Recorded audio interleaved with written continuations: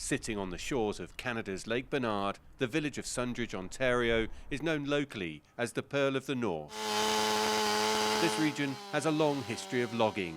Tim Bryson's family has been logging here since 1878.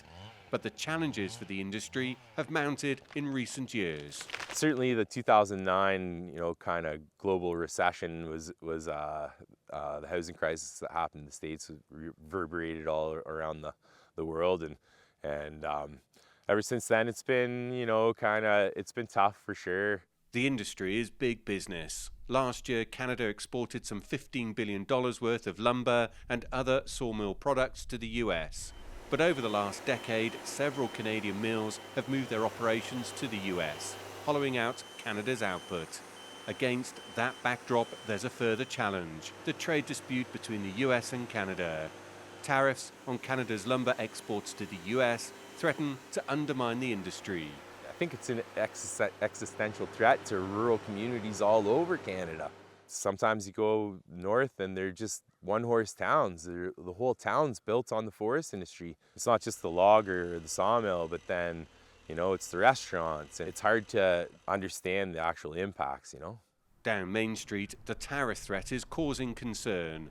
Margaret McDonald operates a gift shop. I think it trickles down the line. I think it starts with, the logging industry in this area is quite prevalent. When one industry gets hit with tariffs, we all feel the brunt of it because it does trickle down the line. The trade war is another headwind for an already struggling lumber industry, which has seen thousands of workers laid off across Canada in recent years.